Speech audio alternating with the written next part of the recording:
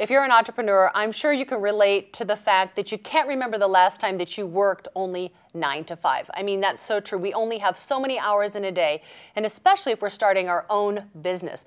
Well, my next guest, Daven Michaels, is here to help us with that very strategy. Daven, welcome. Kristen, thanks for having me. I mean, it's so true. We're starting our own business. We're an entrepreneur. I mean, sometimes I know myself, I'm working till 9, 10 o'clock at night. Absolutely, absolutely. It's the entrepreneur's curse. There's just not enough time in a day. And if you're watching this segment and you're an entrepreneur, I'm sure you're feeling the pinch for sure. And the reason why is today there's so much on the entrepreneur's plate. There's so much they can do because of technology. And also so many entrepreneurs are working from home. So they have less help than they've ever had before. You know, I've heard the saying before that you're a solopreneur, but I don't really think there's any such thing as a successful solopreneur. That's right. You're right. You're only as good as your team. It's impossible to be sort of one man or one woman band doing your own thing. You have to have help. You have to have a team. What does that mean in terms of the amount of income that you can make? You know, a lot of entrepreneurs are like, well, they can only make so much money. Why is that? Why are they limited by that? Well, I think they're limited to their own work. You know, instead of having leverage, they're just doing everything on their own, and that's why they need a team or a workforce. And today, when we're going to talk about this, there is a solution, and that solution is outsourcing or delegation. So what do you mean exactly by outsourcing? Is that different than just hiring someone off of Craigslist? Well, that could also be outsourcing as well. Absolutely. You know, I think now today we're in what I call outsourcing 2.0. So the original outsourcing was India, and that was the large companies that were utilizing these services. But today, outsourcing 2.0 is where entrepreneurs are using outsourcers, and they're using Craigslist and Elance, and they're also using managed facilities like our company, and very successfully.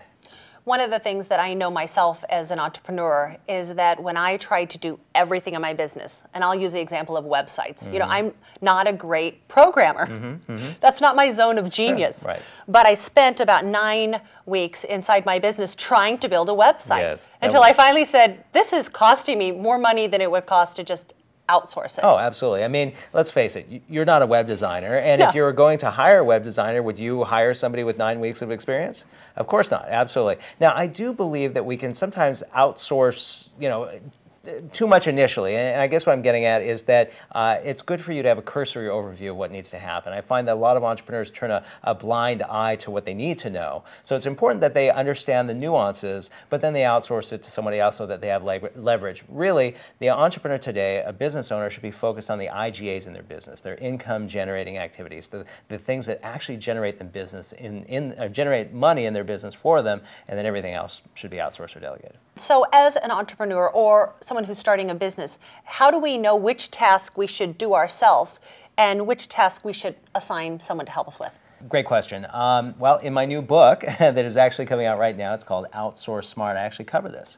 And you know, I'm sure that you'll agree, Kristen, that in your business, you're an entrepreneur, there's about 1,000 tasks every day that you can do in your business, correct?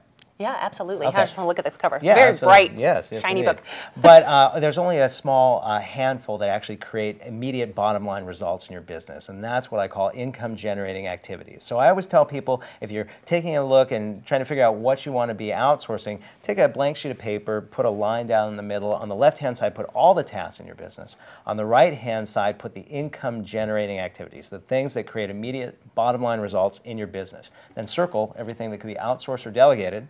And then also, there are going to be some things on your list that you may think can't be outsourced or delegated. But then go back and say, hey, if I had about 30 days to train somebody, could it be done? And circle those. And that's what you should outsource. So it's interesting. What's possible if you bring in the right team? I mean, how many hours do you need to work a week as a successful entrepreneur making good money? Yeah, well, you know, I do have friends that work about 10 hours a week, and I think that's fantastic. But I'll tell you what's happened for me in my life. Today we have hundreds of employees at our company. I travel all over the world. I live a global lifestyle. I speak to audiences in Europe and Asia, and I absolutely love it. And at the same time, I'm running a brick and mortar business that has having some pretty extreme growth, and that's what's possible. Daven Michaels, thank you so much for being here with us. Outsource Smart. Thanks for having me.